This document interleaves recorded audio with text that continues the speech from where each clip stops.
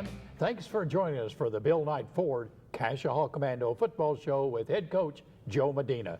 And Coach Medina, when we take a look at Friday night, lightning, weather, but you still, when it was called, you were ahead. So you can look at it as maybe a won. Yeah, it was a real interesting night, just the fact that we were delayed at the beginning a few hours and then finally took the field, played a quarter, and played really well. And that's the real disappointing thing on this is that people didn't get the chance to see a great football game between two teams. And we had the lead when they called it, and we were getting ready to score again. But it didn't count as an official game, but I was happy with the way that the kids played. I always think it's interesting to look at the past history of a game like this. Playing a team out of Oklahoma City, in 2001, they beat you in the state finals. Last year, you go to Oklahoma City and you win. So this was kind of a playoff game, and I'm sure that you would like to have gotten the game in. Well, that's exactly right. They're a traditional power in Class 2A. They beat us, as you said, in the 01 finals when we were back in Class 2A, and we've re-upped the series for the next 2 years. So Coach Franklin and his staff do a great job. Obviously, they have great talent down there. So it's going to end up being a pretty good series for us here for the next 2 years out. Well, when you were ahead 14-6, now, was that at the end of the quarter, or did you get to start the second quarter? It was at the end of the quarter. Coach Peralt, who we'll have on a little bit later, came to me and he said, we're going to call it at the end of the first quarter. So we tried to score that last one, but they held us, and otherwise it would have been 21-6. So, again, very pleased with the way that we handled the entire night. Well, let's roll into action here, and we can catch a replay of the first quarter. And Coach, you can bring us up to date. Well, we started out with a new formation here. We called it Diamond, kind of a way to get both quarterbacks on the field, James Rouse as well as Grant Ward there. Here we hand off Brett Boone. I thought it was important to get him rolling. He's such a talented offensive and defensive player. And then here you see Rouse throwing to Ward out in the flat. Takes a pretty good hit, and you see Grant's strength. He kind of falls forward for some extra yards. Going to run Brett Boone again here over the left side, get some good blocking, and just kind of kept our base plays out of a different formation and did a good job. Unfortunately, we threw the ball twice and they fell for incompletion, so we had to punt it. And here's great coverage by the punt team, a great punt by Nathan Dinsmore to pin Millwood deep in their own territory to start their first drive. Try to go inside, and we get a great play there by the interior of the defensive line. Drop back to pass here, throw a short route, and then just look at the way that we have contain their football player right there, a guy with a lot of speed, keep him from getting the first down and forcing him to punt. Almost blocked the punt here, and it ends up real short. We have two guys there that really wanted to return it, but again, they showed their discipline. We were calling for them to stay away from it just in case they fumbled, and so they did their job and set us up with good field position. Ran the counter sweep to set up the counter sweep pass. James Rouse to Chandler Sokolowski for the touchdown, first score of the game. And then Tyler Wedding with the extra point to give us a 7-0 lead there going in, or still playing here in the first quarter. They had a pass there. Again, Millwood, very talented football team, a lot of juniors and sophomores playing. His quarterback is very good. He's just a junior. Get to tackle him for the next year. So, just got to play well. They're very talented. Jesse Wood, who's been a great surprise for us so far this season, making a nice play. Hand the ball off here, Nathan Dinsmore on defense, along with Hunter Hedrick making a nice play. Then this was a little bit of a controversial call. For some reason, they called us for pass interference. Clearly, the ball is over the line. They were blocking us, and so I sent that one into the officials, let them learn from that one because I think they blew that one. Talking about blowing a coverage here, that's exactly what we do. We just slipped and fell, and here Millwood's inside of the red zone getting ready to tie the game. And then they're going to, I think, trick themselves just a little bit here, try to go with the option. Davis Lambert fights through a hold, bats the option pitch down, and we're there to recover the ball. I believe that's Jake Hall with the recovery. Back on offense here, Grant Ward is the quarterback now. We just run a quarterback counter sweep. He picks up some good blocks, even one of them there by James Rouse down the field. And then look at Grant's speed. This is a fast football team, maybe the fastest football team we'll play all year. And Grant right there legs it out for the touchdown, giving us a 14-0 lead. Bad thing is we had to kick off here, and you talk about speed. This guy right here is just going to take it the distance, makes a nice move there on our kicker. And their lineman there on the sideline cracks me up. He's fast too, chasing the guy down. I'm going to go for 2 here. Didn't want to kick the extra point. And I always talk about the guys about committing on the goal line. Jackson McCormick from his free safety commits, causes a quarterback to throw the ball over the top, and they fail to get their 2-point conversion. 14-6. Grant Ward again, come back with the exact same play that scored the touchdown. He picks up about 15 yards. James back in at quarterback here, run the counter sweep to Brett Boone. He's going to pick up about 4 yards. Rouse back to pass here on a 3rd down conversion to Chandler Sokolowski. Nice route, nice catch, and goes forward for positive yards. Ward in at quarterback right here, and he throws the ball to James Rouse. So quarterback to quarterback there for a nice completion to move the chains. Had a penalty that pushed us back, so here we go. Throw the screen pass to Dalton Turner, picks up some great blocks downfield by Sam Foster and Hunter Hedrick. Gets down in there, and then this is the last play, or second to last play before the game gets called. Run the counter sweep. I thought Dalton was going to get in there, got really close, and that's where the game ended at 14-6. Coach, when you take a look at the 3 games that you had here, you open with Holland Hall, and then you play Bartlesville, then you play Oklahoma City Millwood. That really prepares you for district opening, doesn't it? Yeah, and I think we'll get into this a little bit later, but I was very happy with our preseason. You know, I always like to grade us after, the 3 games, and I thought the Holland Hall win was really good. I thought Bartlesville gave us all we could handle, but we had our chances. We just couldn't convert, and this was shaping up to be a great game. I was very proud, again, the way that our kids handled everything and the way that we came out after the delay to take charge of that game. So, who knows what could have happened, but I was glad that, we were able to get at least a little bit of game time in. Coach, we need to take a timeout, and then we'll come back, and you have 2 very special guests. Yes, I do. Stay with us. We're back on the Cascia Commando Football Show with head coach Joe Medina right after this. Ready or not, here I come. The smallest moments can have the biggest impact on a child's life. Take time to be a dad today.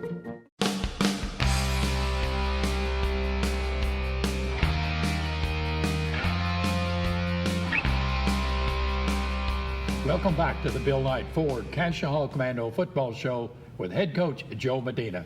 And Coach Medina, at this time we always have very special guests, 2 very special guests. Introduce them. Yeah, our 2 quarterbacks are on the show today. Both of them had an outstanding quarter. I guess you can't call it a game, but Grant Ward on the far side over there scored a touchdown, and James Rouse right next to me here threw a touchdown pass. So 2 very good, not only just athletes, but great students at Cascia as well.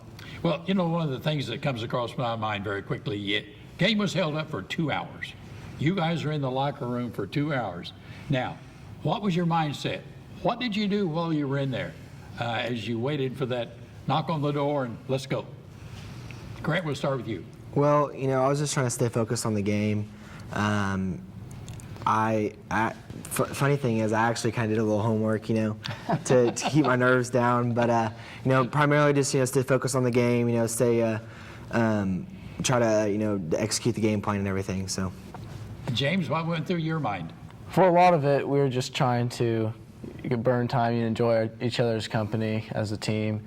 But at the same time, we wanted to stay focused for when we got the call to go out there.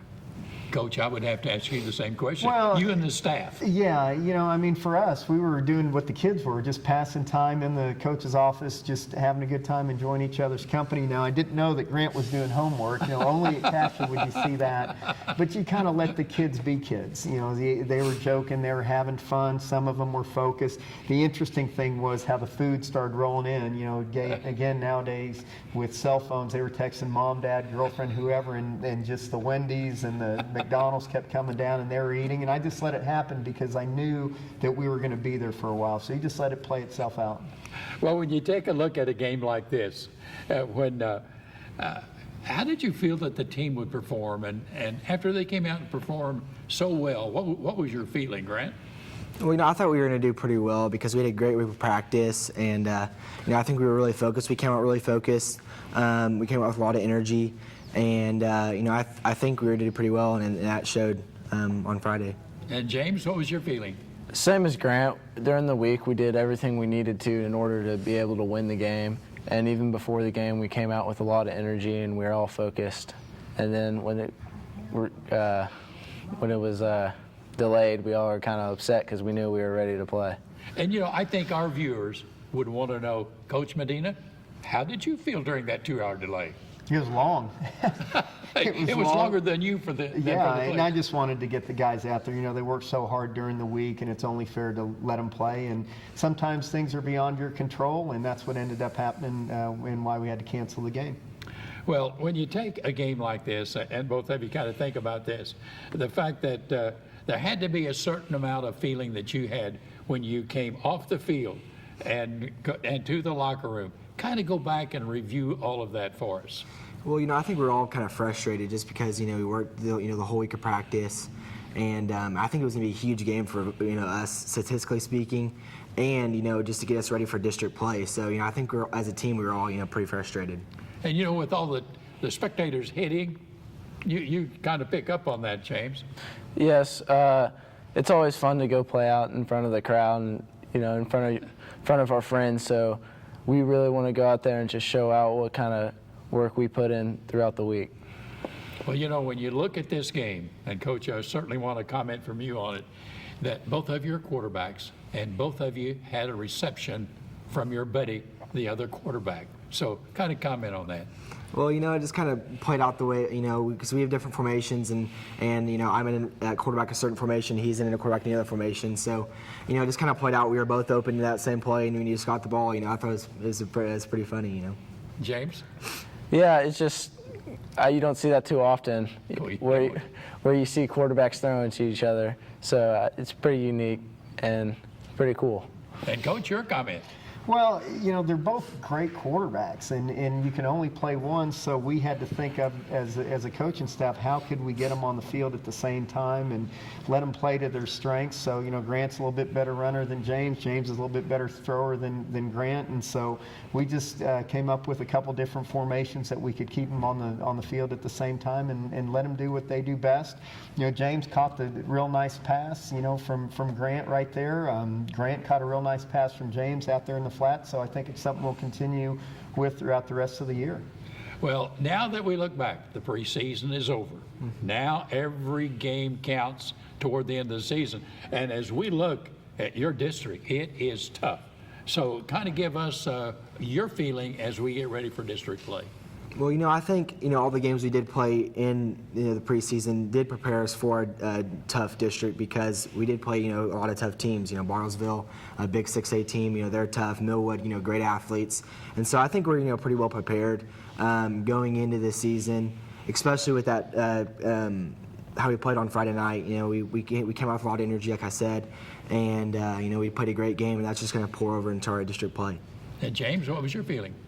I feel really confident, and I think the team does too, because of our performance on Friday. And we're ready. We're ready to go in there and stay focused throughout the season and do something special. You like to hear that, don't you? I do, and you know, I can tell, you know, that they feel genuine about that. You know, we're ready to go. I mean, this is what you play the preseason, why you play the scrimmages and all that. This is, as you like to call it, the real season, and it kicks off Friday night at Wagner, and I think our best football is still yet to be played. James, Grant, want to wish you the very best of luck. And again, both of you playing quarterback, a lot of success, both in passing and receiving. Stay with us. We're back with the Bill Knight Ford Cascia Commando football show with head coach Joe Medina right after this. Here's to the things that can keep us safe. And now, those that we carry with us everywhere will bring us wireless emergency alerts. With the unique sound and vibration, you'll be in the know, wherever you are.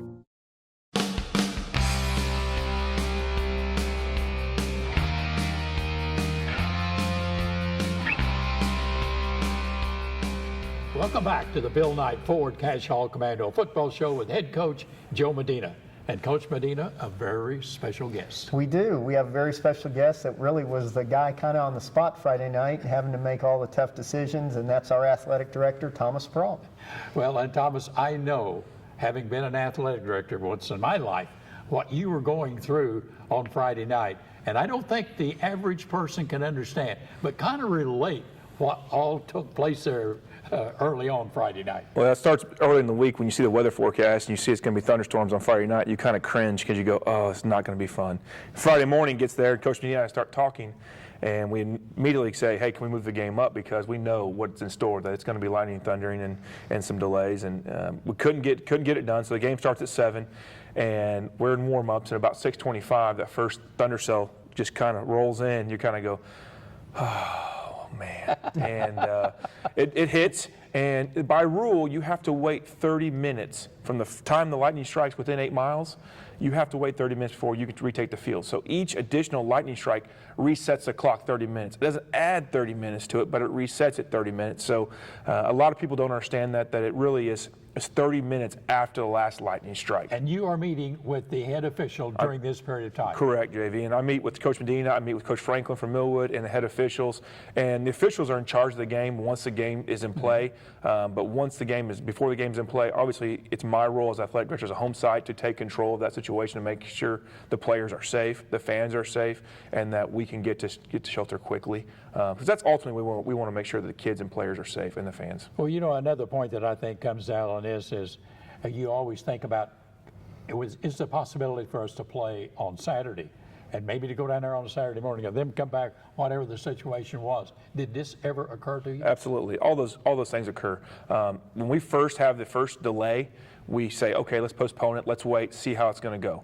When it becomes 2 and 3 hour delay, obviously we look at the kids sitting around, everything. Is there a better option? Can we play it on Saturday? In this situation, it was tough because Millwood plays a district game on Thursday.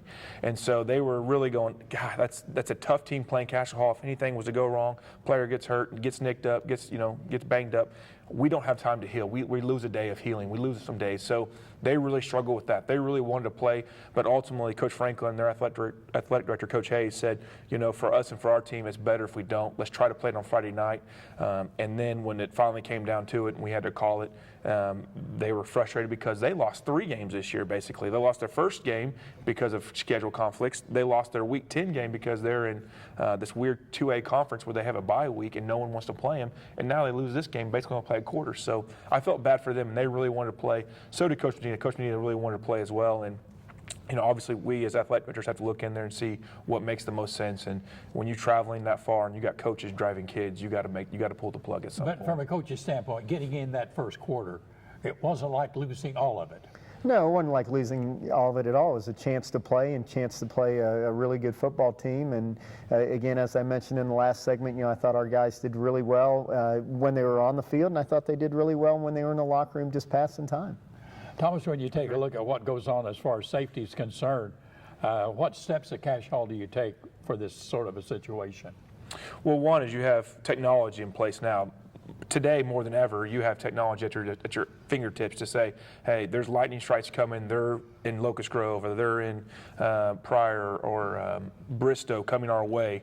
You kind of look at that and you say, okay, we got to make a decision pretty quick. What's going to happen? And as it gets closer, almost instantaneously how far, at what strength, at what velocity, at what trajectory is that storm coming. You can make a call pretty quick. The old way, JV, was just looking up in the sky and see if it's lightning out. And if it was lightning out, you might go, you might run and duck and take cover, but if not, you just played through it. I can remember those days. But we've gotten smarter over the years, which has helped a lot, and for the safety of our kids. But, Coach, after 9 o'clock, was there much doubt in your mind that you would not be able to play it again on a Saturday, that you got in the quarter and that was going to be it? Well, the funny part about the quarter, Thomas came up to me right before we were getting ready to score, and he said, hey, we're going to call the game at the quarter, because he knew, as he was saying, from all the electronics when it was going to hit. And so I actually called a timeout to extend the quarter to see if we could get it in.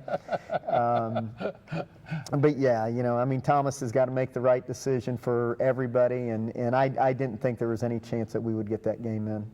We have a little over a minute. Talk about what else is going on athletically at Cascia Hall. Right now we have volleyball, which they are currently ranked 7th in the state right now, and they're coming up on the end of the year for them. So regionals for them will be October 6th, and then state will be the 16th and 17th in October. So they have a strong possibility, a great team to take state this year. If we can just focus and pull through here in the end, we can win state. And cheerleaders just finished up regionals this past weekend and qualified for state, and they go to OSU this Saturday and compete at state for cheerleading. And cross country is in the thick of it with their running and doing really well. All of our athletics is doing really, really well, and I couldn't be happier. I would have to ask this question because I'm sure that some of our viewers are wondering, Did you make another date for the little girls that was going to perform on Friday night? No, unfortunately, it's with everything else going on, it's kind of hard to get them all back together and to do everything. But they were able to have a little halftime performance there in the gym, and the parents were happy, and everybody was happy, and they had a nice night. So Yeah, and that was our cheer camp that was scheduled to perform at halftime, so they kind of got that pulled on them too. Real quickly, what is on the horizon for Cascia Hall? well, after Friday night's game, maybe a dome. That would be nice. I think, I like that. That would be good. But I think, for athletics, we've had a lot of generous benefactors and donors over the years, and our athletic facilities are getting better and better. One key one that I would like to finish off would be the press box on the football field. I would like to see that come and come sometime pretty soon to get it done. We just don't have enough room for everybody, and we really need it, and something that we've been waiting for a lot of years to have, as well as the bathrooms and concession stand. Thomas, we really appreciate you joining us here on the show and hope to have you back soon. Will do, JV. Stay with us here on the Bill Knight Ford Cascia Hall Commando Football Show. We're back with Coach Medina and a look at the future right after this. Movies are one thing, but in the event of a real earthquake, you should drop, cover, and hold on. Visit ready.gov/earthquake, and you'll be seen as a hero by your loved ones. Visit ready.gov today.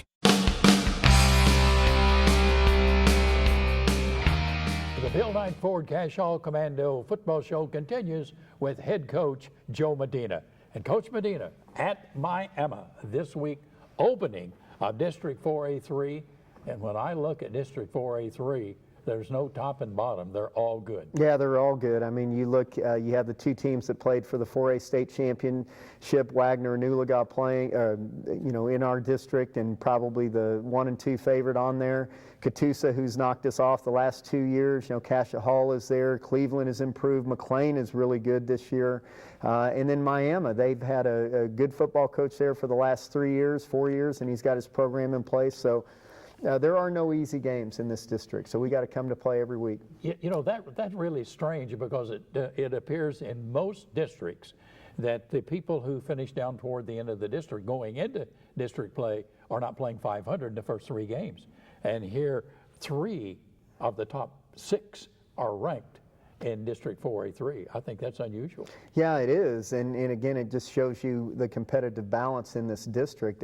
There's going to be some good teams that aren't going to make the playoffs. If you put those teams in other districts, that they would, finish somewhere 1 through 4. But again, we love playing the best teams at Cascia Hall. We don't run from anybody, and we like this district, and especially as we get into the meat of it in 3 or 4 weeks. Every point counts, as I always tell the kids, because you get in that district tiebreaker situation. So we play this game to be competitive, and I don't think you can get any more competitive than this district. We could have mentioned this with Thomas Peralta, athletic director, but District 4A3 should be a tremendous crowd-drawing impact for all of the teams, regardless who you play in. They should be a good crowd count. Yeah, this week we go to Miami, and we get to play in the nice stadium, brand new junior college stadium that they've renovated over at Northeastern Oklahoma.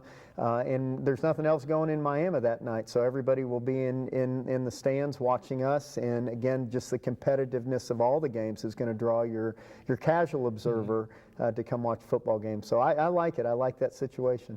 For our viewing audience, give us a kind of a scouting report. I know they're supposed to have an extremely good running back in Miami, but kind of give our viewing audience a little picture of what you're going to be running into Friday night in Miami. Well, you said it exactly right. They have a running back that just runs the ball the way I like to see it run. He just stays on his track. He just goes straight ahead, always goes forward. He's tough to bring down one-on-one, so we're going to have to get a lot of people around the ball. They're very big up front, especially on the defensive front. All their kids are in that 240 to 250 range. Quarterback is a big, tall young man that has a decent arm and distributes the ball pretty equally to all the receivers. So, it's not like you can focus on one guy in the passing game, and really it comes down to the way that football always comes down. You got to stop the running game. Well, when you take a look at what has happened with the district, did you have any idea it would be this tough before the season started? You thought it would? Oh, yeah. I mean, even 2 years ago when they redistricted us and put us in this district, I knew what the competitive balance was going to be. And then last year going through it, it was tough. It was a grind, and I think contributes a little bit to why we haven't won a playoff game the last 2 years. We've made some adjustments to change that this year, but there is no easy game. You know, in years past, we were able to get some starters off the field, you know, definitely by the end of the third quarter, but those days are gone. We got to keep our guys fresh and keep them in there and just keep working. I think it's interesting when you look at District 4A3. In the opening game, Oologah #2 and Wagner #1 play each other. Explain to our audience how this comes about. Well, each year, in fact, we just had the meeting for next year's district. You go and everybody just draws straws, and whatever that straw is, that's the number. And so it'll say like Team 1 plays Team 2 on the first week of the season, and Team 1 plays Team 3 on the second week of the district season. And that's how it's all just random chance. So, you know, we have Miami, then we go to Wagner, and then Oologah comes to Cascia. So we've got a tough road ahead of us. Do you pretty much like the way yours panned out this year? Yeah, I like it. I mean, to me, you're going to play them at you know, on any given week. So, you know, it doesn't matter to me what the order is, or it doesn't matter to me whether we play them at home or on the road. Well, I think a lot of people don't understand, because I've heard them say, why in the world would you have the two top teams playing the first game of the district? Well, it is a random draw, so you don't know until you look at the numbers. Yeah, it's truly luck of the draw, and again, I like going to Wagner here, or like going to Miami here, the first game of the season, or district game of the season. It's going to put us on a bus for an hour and a half, and I like that because it focuses our kids during that trip up there. Well, you know, it looks like, I think Miami was 4-6 last year, and it looks like that they are much better than they were last year. So this should be a real good game. Well, one of the things in our district is everybody brings their key players back. If you were to look on paper, we're the ones that lost the starting quarterback, lost the all-state caliber receiver, lost the Division I AA signee. And so we're the ones that bring the least amount back, and everybody else brings a lot back. So it just makes it even tougher. But you feel like your kids are progressing every day in practice. Yeah, we're ready. We're ready. Coach, it's always a pleasure as we take a look at the Cascia Commando football program and follow it. And we just look forward to seeing you again next week. Yeah, we'll see you next week after the district hopefully win. All right, thanks for being with us today on the Bill Knight Ford Cascia Commando football show with head coach Joe Medina. And we invite you to join us again next week.